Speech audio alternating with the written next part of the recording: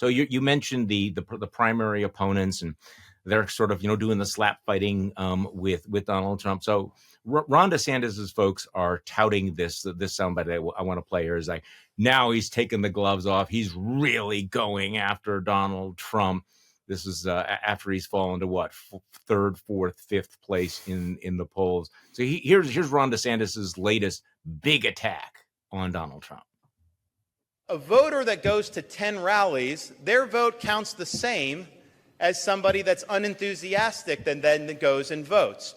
And we just have to understand that. And people will act like 2020, they're like, Biden was such a disaster. But here's the thing. I don't think anybody voted for Biden, okay? They were voting against Trump. That was why they did it. I mean, let's just be honest. He energized Democrats. You could have John Kennedy walk through the door right now, and he wouldn't energize Democrats as much as Donald Trump does. That's just the reality.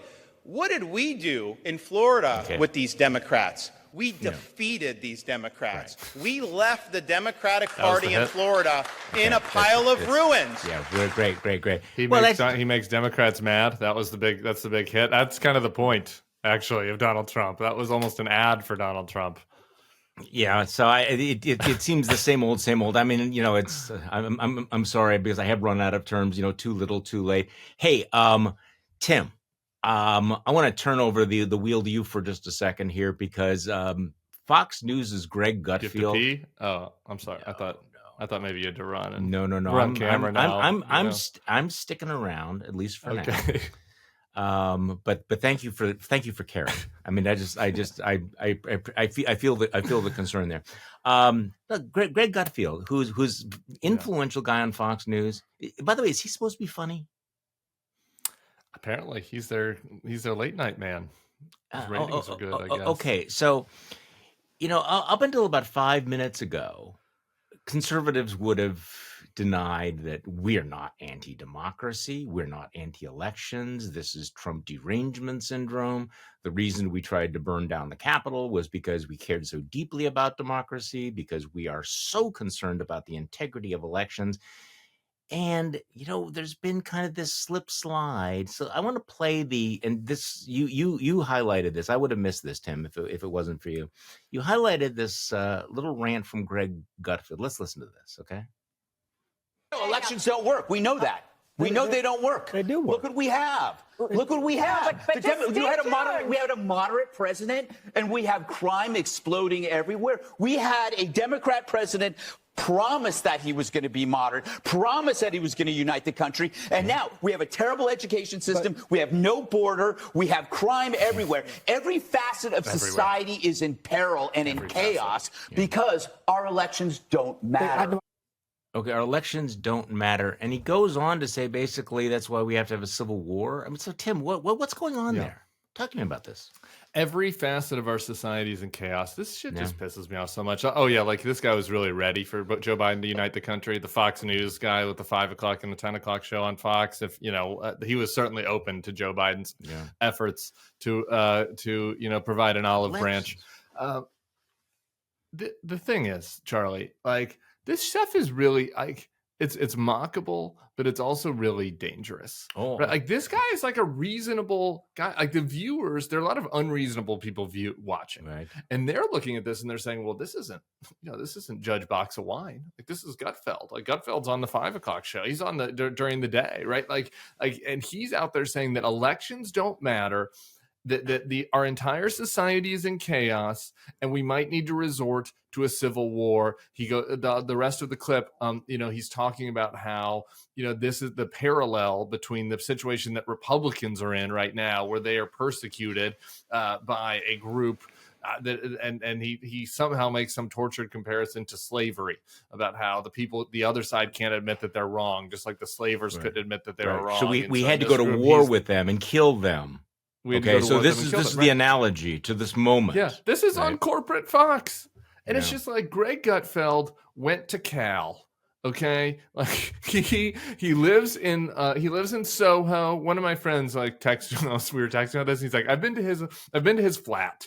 Okay, he lives in Manhattan. He's a very rich man. He has 2 shows on primetime Fox. I assume that he has some cats. because he doesn't seem to have a family. And like, I assume that he has a driver that takes him to work. Like, what is his life? Like, his life is, society is in chaos. Like, we've got problems. New York City is one of the safest cities in America right now. It's not the 1980s. It's not pre-Rudy New York. Like, there's crime in New York. Yeah. But like, it is not a wasteland, right? Like, this is not a dystopian movie. This is when if you go to fucking Fox. But this is kind of the essence of the authoritarian attack on liberal democracy, right? That liberal democracy does not keep you safe. Liberal democracy does not keep order. Liberal democracy is going to lead to this chaos. So therefore, we need to move past those norms, and elections don't answer it. So elections are not the answer. So, I mean, honestly, what he is calling for, and this is part of this moving of the Overton window of what is acceptable. So, before Tucker Carlson, the idea of, the great replacement theory, these brown people are coming in and these Jews, they're going to replace you. This was fringe thought. Now it's mainstream. Right. Now you have Greg Gutfeld talking about, elections don't work. Everything is complete chaos.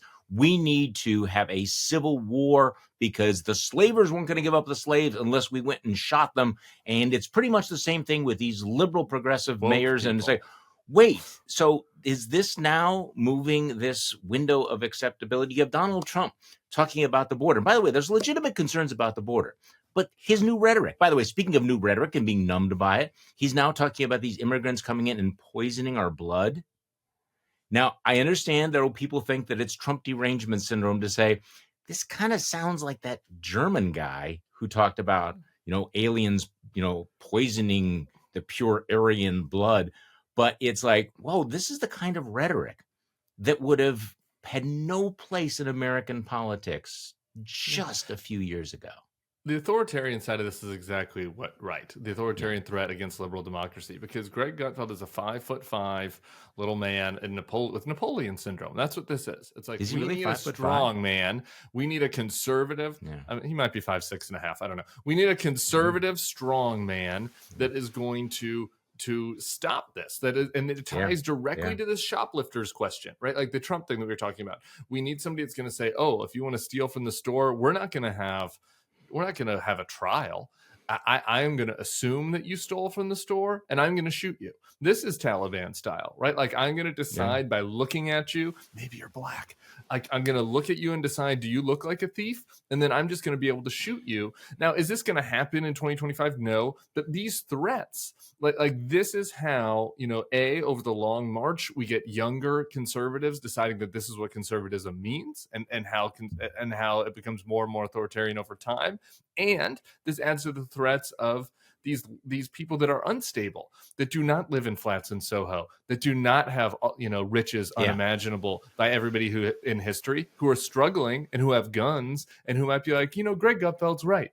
Maybe I should be the one to fire the first weapon, because Greg's certainly not going to do it. Well, I can be even a little bit more dystopian here. Donald Trump is clearly also sending a message to law enforcement. I mean, let's put this in some context. Donald Trump has a kink for brutality and for bloodshed. I mean, he's been talking about it. He's been talking about war crimes. He's been talking about pardoning. On camera. Yeah, he doesn't want to see blood. You're right. But he has a kink about at least other people doing these sorts of things. But what's interesting is, and he's made it clear that, remember when he spoke to those cops and he says, don't be so nice to those people, maybe bump their heads and everything. Yeah. Look, what he's also saying is that, how dystopian do I want to be here? That we're like 5 minutes away from him saying, you know what, if you're a cop and you shoot some thug out there, I'm going to pardon you. I'm going to use my pardon powers to pardon you. Now, here's another context. It's 2023, right? We're only a few years out from the murder of George Floyd. And think about, the country was coming together. There was a moment we said we need to deal with the problem of police violence. Black Lives Matter. Perhaps there were, extreme things right there. But now, 3 years later, one of the central planks of the Republican nominees' platform is, we ought to shoot more people. We ought to shoot people who committed nonviolent crimes. Now, I understand that looting is terrible and the shoplifting is a real problem, but this notion that I will order law enforcement officials or give them a green light to shoot to kill people, there there are possible consequences to this. And there's no pushback. And, there's not only is no pushback, but Ron DeSantis is saying, well, yeah, I'm going to kill people at the border. We're going to shoot them stone cold dead, too, because of what might be in their backpack. And the people love this, Tim. And you know how this works. He's watching that crowd. And that is, that's the ultimate erogenous zone for MAGA right now. I agree with all that. I just want to put a finer point on one thing, the pardon point that you made about the cops, which is that the article I wrote this week is some actual real life evidence for what you're saying, that people are going to start thinking about this. There's this guy, Mike Davis, who used to be an establishment Republican guy, which just shows you the radicalization of all this. But Mike Davis talked about, like this how he wants to be attorney general and he's going to have a reign of terror. And during the reign of terror, he described all the horrible things he's going to do, deportations and gulags and all this other fan fiction, for demented people. And but the line in there that Bill Kristol actually pointed out to me after watching the clip that I wrote about, he was like, the line in here that's the most concerning is the pardon line. Because he lists all these horrible things he's going to do as attorney general. And then he's like, and then I'm going to eventually get pushed out. But I know that Donald Trump will pardon me. And all of Donald Trump's pardons of Manafort and Stone, he has set the tone for this, right? That if he gets in there again, that his people, quote unquote, can do whatever they want, and they will know that he will people pardon need them. to pay and attention. That is a threat. Okay. Yes, this is a very, very this real. Is very real threat. And in fact, do you remember at one point Trump was suggesting when he was talking to border agents that if they violated people's rights, if they broke the law, don't worry about it because I will take care of you. This is a real danger. When you think about, okay, so in our constitutional system, we have that unlimited pardon power, which I increasingly have come to think it was a mistake by the founding fathers to give that sort of thing, because that they assumed that nobody like Donald Trump would ever be president, or that if someone did abuse it, that the Congress would exercise its impeachment. That impeachment is now kind of a dead letter in terms of actually holding him accountable. He could actually do this.